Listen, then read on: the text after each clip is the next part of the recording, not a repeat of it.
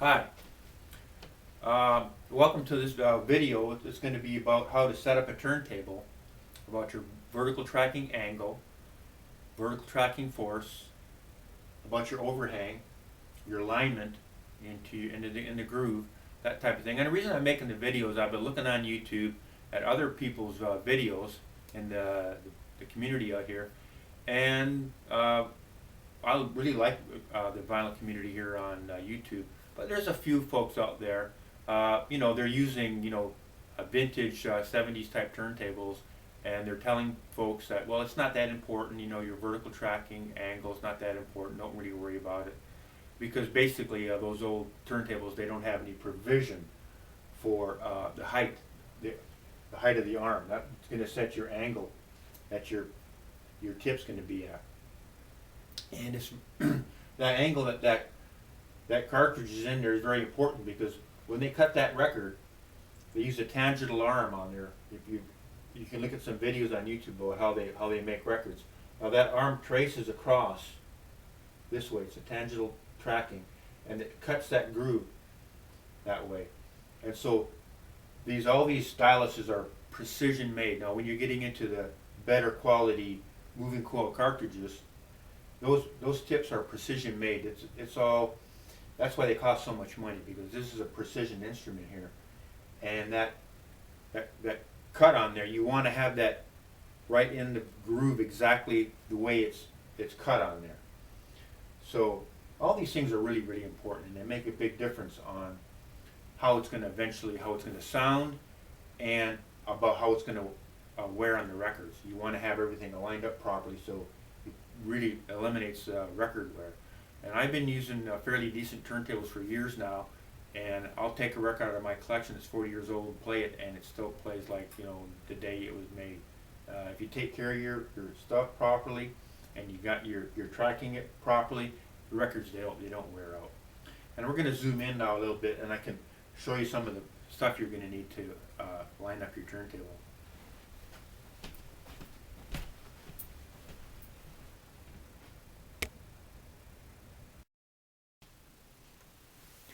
Okay, so some of you out there might be saying, why on earth would I ever need to adjust the height of my tone arm? Well, let's say you bought a new cartridge. All these cartridge bodies are different, and the compliance factor of the cantilevers are different. So you're going to have to adjust that for optimal. And let's say you went and you got yourself a platter mat. Now the one I use is an Origin Live platter mat. This is an Origin Live turntable, and also an Origin Live tone arm. And I really love their products. I think they're really well priced in the marketplace, really good value.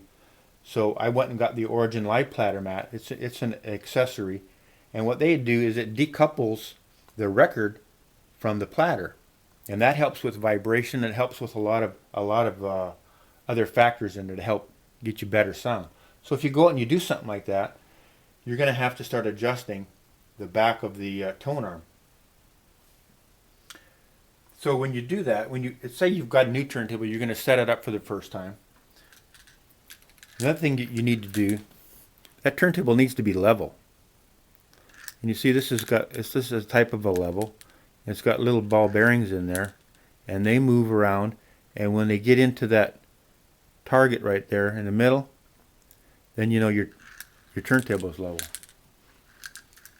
So you just put it on the platter like that. And when those balls stop moving,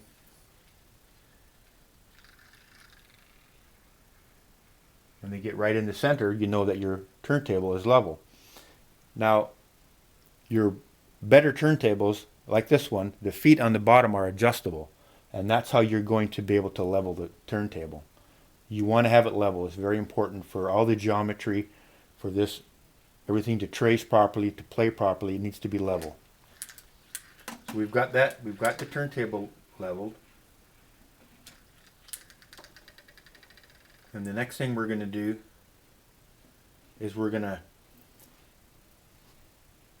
to get the arm set at the proper height.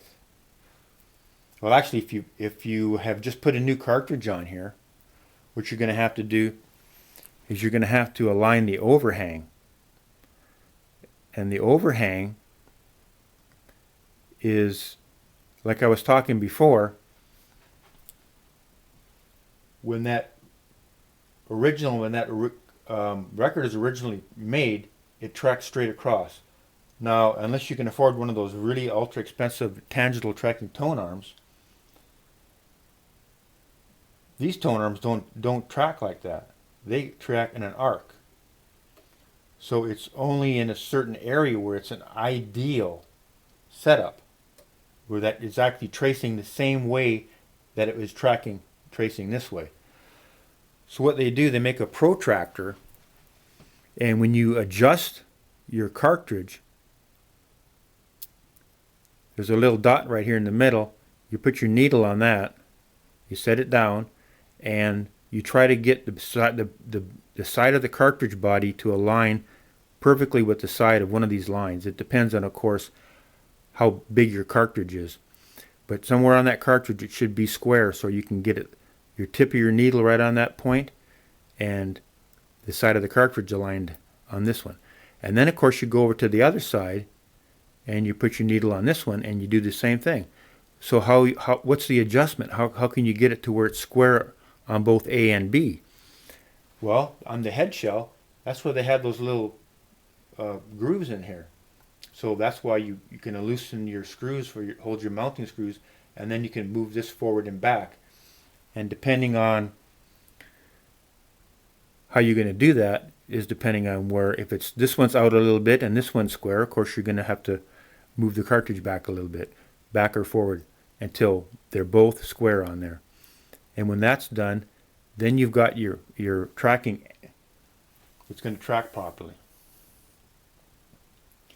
The next thing you're going to do is you want to get the height of the arm set properly.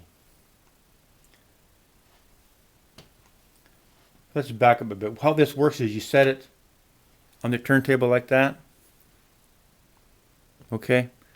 And then, of course, like I was saying, you just lower it, the tip of the needle, right there on that point. And that tip's got to be right on that little dot right there. And it's you got to be able to see pretty good.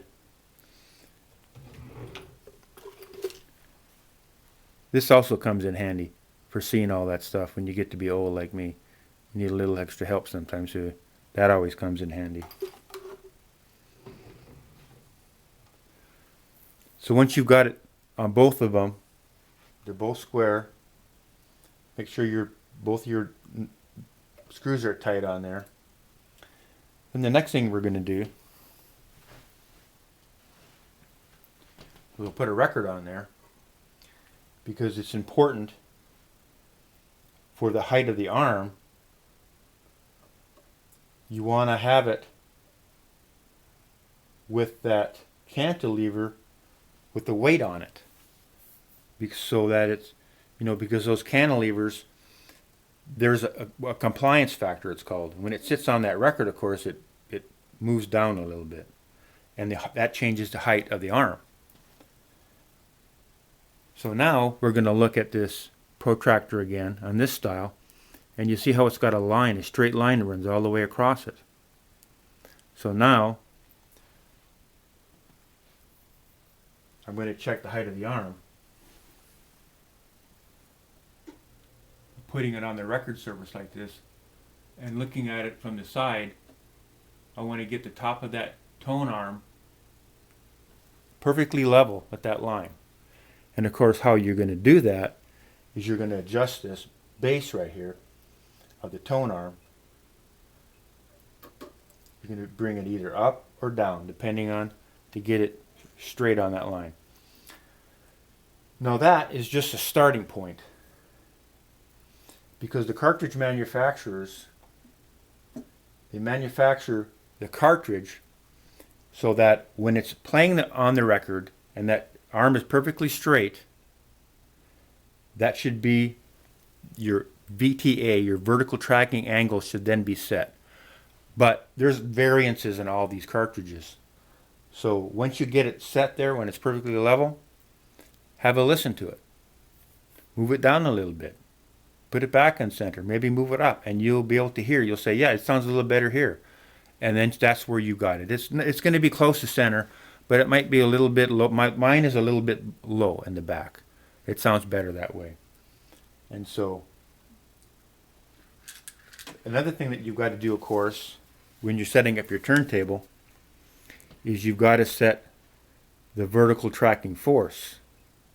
And I use this Sure gauge. Now they've got some of these digital gauges out now. I bought this a number of years ago.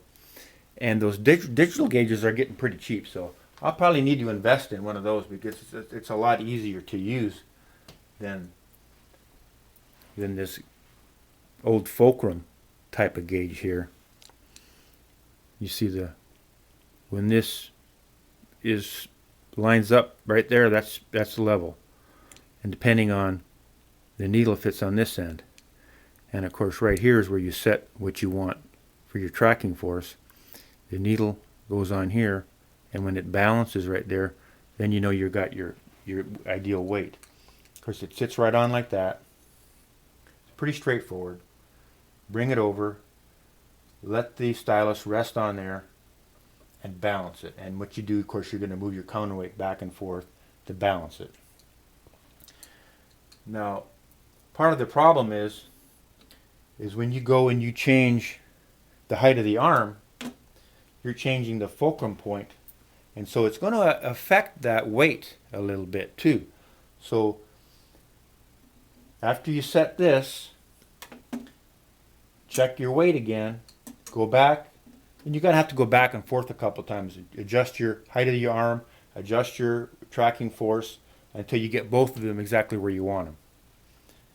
And most of the time when you get that level arm and you get your tracking force set and you get it perfect, and then you're going to just dial it in a little bit in the back, that doesn't usually affect the tracking force that much, depending on, of course, how much you move it. It's always good to check it again. Now the next thing I want to talk about is vibration control. I was looking on Audiogon. I was looking at getting a new phono preamp, and one of the guys was they were starting to talk, a little thread kind of deviated, talked about vibration control. One of the fellows was asking, he said, in a question, well, I've only got X amount of money to spend. I want to get maybe a different arm for my turntable, or maybe a new cartridge. What's the best way to start? Where's the best place to start? And so the fella, he said, well, you know what? If you haven't got any vibration control for your turntable, don't worry about anything else. That's where you're going to get the biggest bang for your buck. So I went on the internet and I did a search for turntable vibration control products, and there was a whole list of them. And they had a review of this. It's called a Gingko Cloud. This base that this turntable sits on here is called a Gingko Cloud. Michael Firmer and Stereophile reviewed one, and he raved about it. And there was a few other reviews about the Gingko Cloud, and for the money that they want for it, wow, it's really cost effective. And you know, I'm an audio cheapskate, so that's where I went. And I ended up getting this one on sale, and it's made out of acrylic, and there's some of these special balls under there, and on the base, and that's how it. And boy, does it ever work well. You get this, and see, the problem is the speakers, of course, are on spikes, but they're sitting on the floor, and the floor is vibrating. It's vibrating your equipment rack. It's vibrating the turntable, and all that sound comes up through everything, up through the platter into the record. And when it gets into this pickup right here, it's very, very sensitive. So it picks up that vibration and it causes a distortion. When the original people were playing it, they didn't have to worry about vibration getting into the record because they were making that tape. They weren't, and when they made the record, it was done after, so they didn't have to worry about vibration getting into the microphones and messing up the record. So anyway, bought the Gingko Cloud. Bought it last year. I had my two youngest ones were still in high school. One was a senior and one was a freshman. And I brought them upstairs. and we listened to a record without the Gingko cloud. Then I put the cloud up, set the turntable back up on it. We played the record again, and they both said, "Wow, Dad, we can really hear a big difference in the sound. It sounds so much better." Because there's a lot of folks out there, and they'll tell you that all this audiophile stuff's a bunch of snake oil.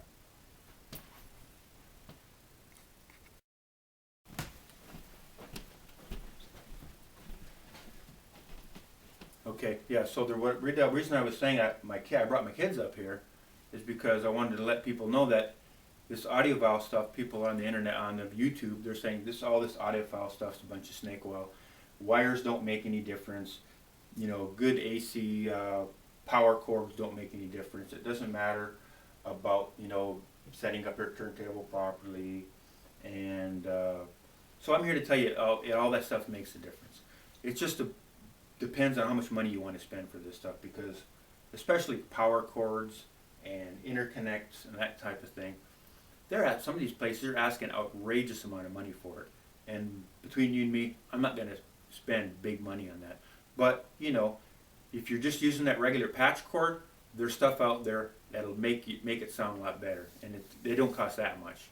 You go on AudioGone.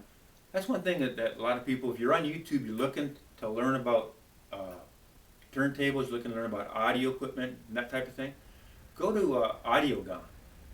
And they have the forums on there, and you can ask questions of those folks on there. And they're all sitting there at their computers waiting to answer your questions about, I've got a problem with this, or how do you set that up, or what, you know, I got this much money, what do you think I should buy?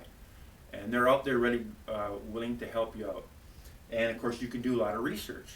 You can read. There's you know, volumes and volumes of topics that you can get educated on about what's and see, you can't only just learn about this stuff from the hi-fi magazines, because, you know, that's another whole topic. There's fun to read. There's stuff in there, but there's a lot of stuff that's not in there that is really bad